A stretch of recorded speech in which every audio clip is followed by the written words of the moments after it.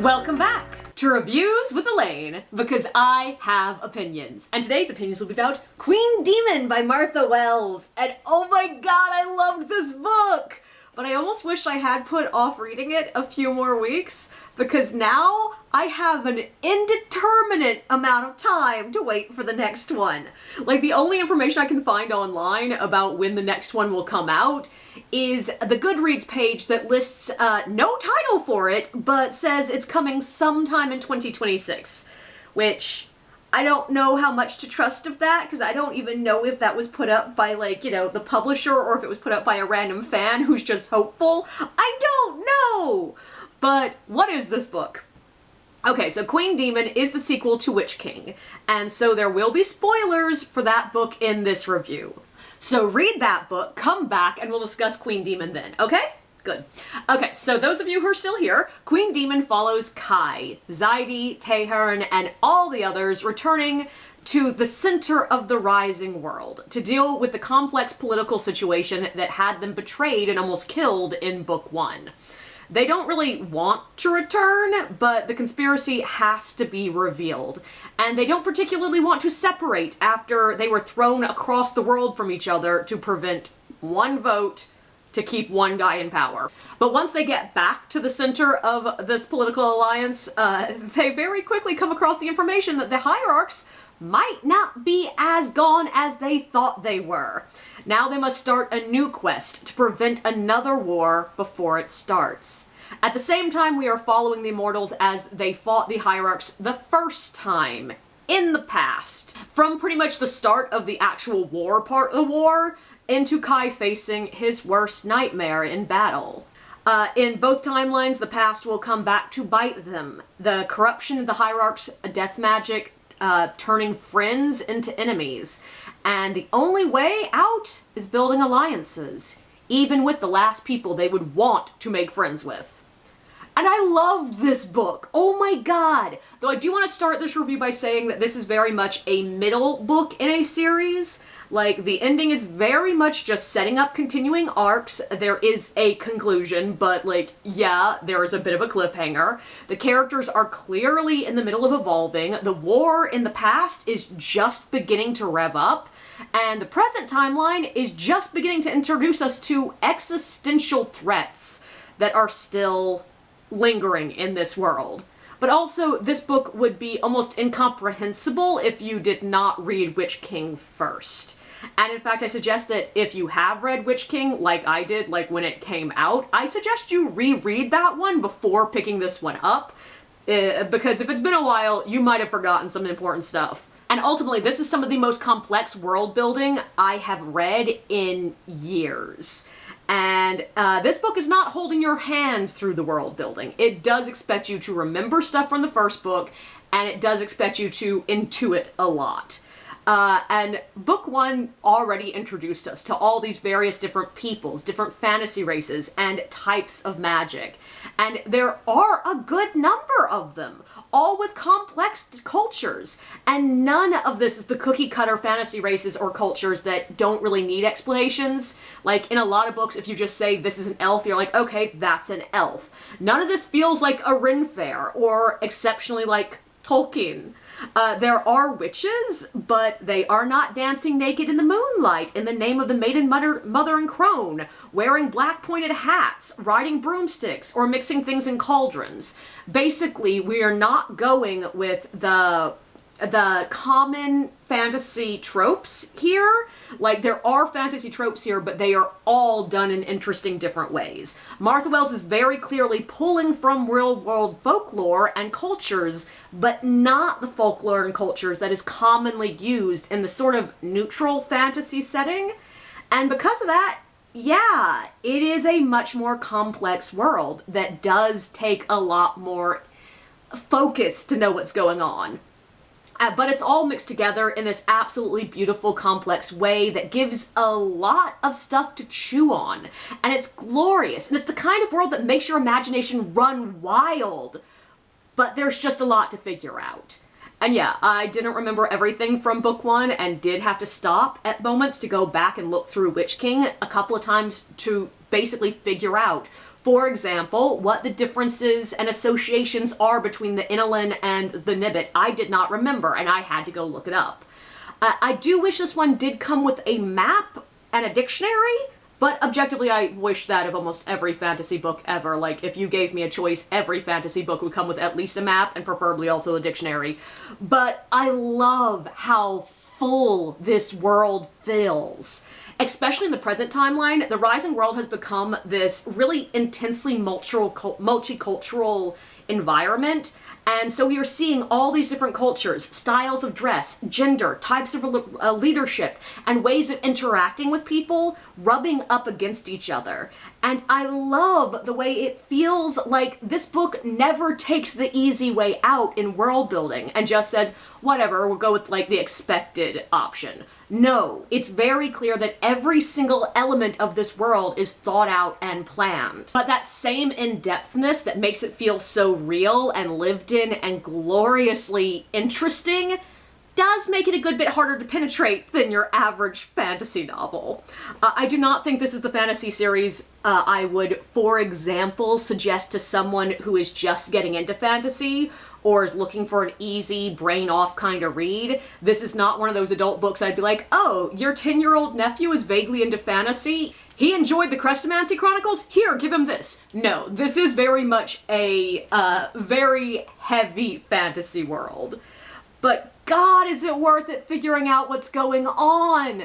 Beyond just being a really fascinating world that I am endlessly curious about, the characters in this book are just so endearing. Kai is a spectacular main character, or in a way, two spectacular main characters, because he is a very different person in the present era than in the past. Like, yes, you can see that he is the same character, but there's this weary, stable understanding in the present versus the sweet, almost childlike sincerity in the past. And they're both lovely, and they are both diametrically opposite while also feeling like the same person. But also, I really loved the way in this one we did get to see the barest dawnings of how he went from one to the other. His mourning is just so much more apparent in this one.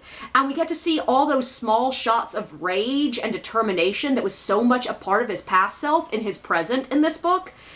Like, I expected it to be more of a journey of the past coming up to meet the present, us seeing him shift in the past to become the person we see him in the present, and seeing him evolve in the past timeline. And yeah, that is there a little bit, but so much more of what I see in this one is just in the past, he's just settling into himself, into his power and his authority. And in the present, we're seeing reaching back towards the past, seeing elements of his personality that were sort of subsumed by the specific adventure that he was on in the previous book coming out a bit more in this one. And it's just a really interesting play in how the two different timelines work.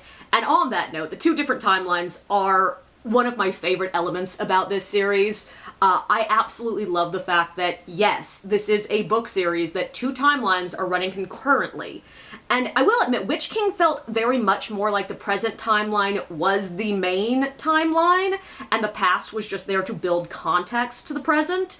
A lot of the past scenes were timed to read at moments that they would explain or shed light on something happening in the present.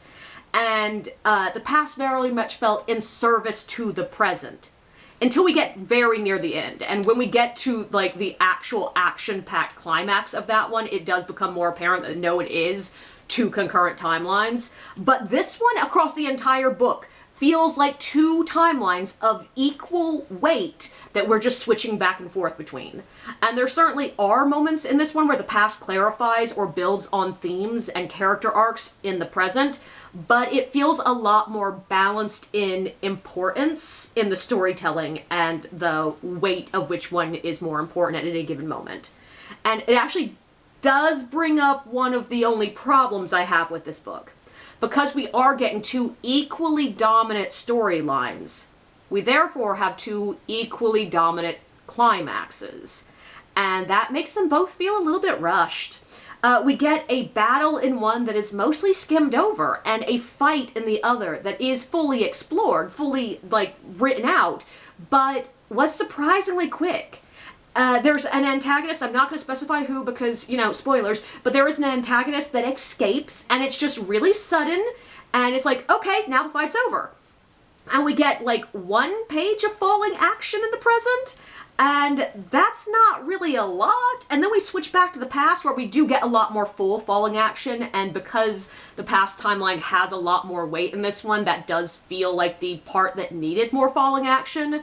But across both, when you step back and look at them, it does feel a little bit abrupt. I just wish both climaxes were given a little bit more room to breathe, or that one of them was given significantly more weight than the other, the way it was in book 1. I do think the double ending in Witch King worked simply because they were such different climaxes with different tones and different pacing. I remember that I talked in the review about Witch King about the fact that the present timeline climax is a conversation, and that's it. It's not this huge dramatic moment. It's this incredibly quiet climax, and that meant that the more action-heavy climax in the past felt like it had more room to breathe. And because in this one they are sort of similarly toned, similarly paced climaxes, I know that, like, you couldn't have had them stretch out much longer without it beginning to feel like it was going on too long. And so yeah, it's a really difficult balance to achieve these 2 equally weighted stories in one book. And basically the ending is the only place here where it felt like it was not as well balanced as the rest of the book. But overall, this book was spectacularly balanced dual timelines. Like, if you are looking to write a book with a dual timeline, I would suggest picking this one up to figure out how to work it. And I love the way we see the different relationships in both timelines. And they are very different kinds of relationships, but oh my god, they are so different in each place, and I love it. I loved seeing the flashes in the background of Tahern and Zaidi's developing relationship in the past. Like, that is one of my favorite parts of these books. And it is such a background thing. It's just like little moments here and there, but they are so cute! And knowing what they evolved to be makes that cuteness even better. And like Kai and Bashasa, like, they are just everything. And again, this is a minor subplot. This is not a romantasy by any stretch of the imagination. But it's such a cute element of the book. And I will admit, I'm biased here because it has one of my favorite tropes ever of a POV character seeming to be not aware of what literally everyone else is aware of, that somebody is clearly in love with them. Like, I love those moments. All the while, Kai is utterly, completely, wildly devoted to Bashasa. And it's just cute. And Kai's complex feelings for the mortals in the present, and specifically his, not romantic, but his relationships with Bashat and Ramad are just lovely contrasts. And that's where you see a lot of the growth in him, how he's changed. Now, that being said, I do feel like the minor characters who are only present in the present don't quite get the character building that the characters only in the past and the characters that bridge the timelines get. Like, Ramad is sort of riding on the character building from book 1. And I feel like Sanja, Tenez, Hyson, and even to a lesser extent, Bashat, don't quite feel as fully realized as they need to be for the roles they're playing in this book.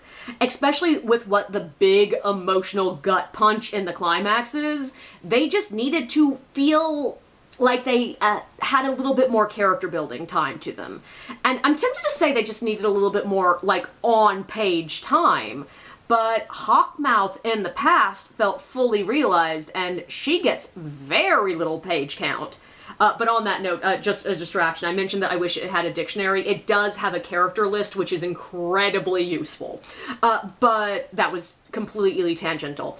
But of the 4 minor characters in the present that I referenced, it is actually Sanja who feels the most round. And I think she's honestly the one that gets the least on-page presence. But I do wonder if, at least for some of them, that would have been fixed by me rereading Witch King right before I picked up Queen Demon, because I know that Sanjay and Tinez get a lot more character building in that book, and I just didn't remember them as clearly as I remembered the other characters. So once again, that might be one of those, please read the first book before reading this one, as, you know, if not directly after each other, soon after each other. But on that note, I did absolutely love the evolution of Dahin. Like, in book 1 and the beginning of book 2, he seems to be the character who is the most changed between the past and the present. Hell, it's directly addressed a couple of times that something happened to him that made him significantly angrier of a person. And we do see in the past this sweet, bookish, shy kid, and then this snarky, angry, argumentative person in the present.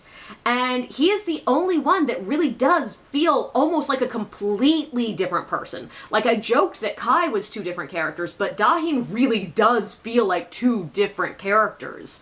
And then in this book, it becomes an even bigger plot point, and you start to get that sinking feeling of wondering if Kai and the others' memories of who Dahin was are keeping them from seeing who he actually is now. But then there's a big reveal, and it completely changes everything, and it is spectacular.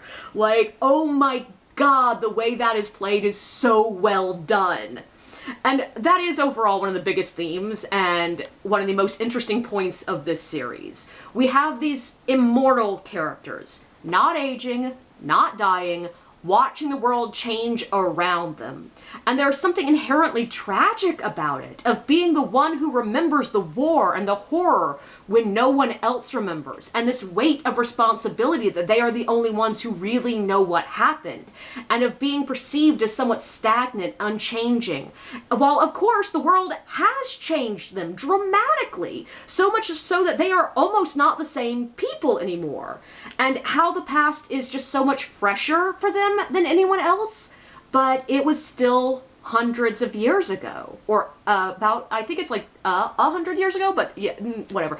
There's this beautiful moment when we transition from a past segment to a present, and the narration just mentions that Kai has forgotten the name of a character we just saw him taking care of. A character who was a relatively big part of his life in the past. And that could have been just a character forgetting something not that important, but because we are already set up to know that Kai is the kind of character that would never dismiss someone as unimportant. He learns people's names. He pays attention to them. He did know her, but it's just that enough time has passed that she has slipped away from him. And it's just this tiny moment that is a heart-wrenching reminder of how time steals people from us. And it's all just so beautifully well done. And we do also see, like, the changing landscape, the changing makeup of the people that they meet, the cultural memories, and not one person remembering, but society passing this history down, and how that's different from the characters who are physically there and who actively remember these events. And it's all just really beautifully done. But there's also some really interesting playing with gender in this book. It started out in book 1, it is there as well, where Kai, who is male, spent a good portion of book 1 in a female body.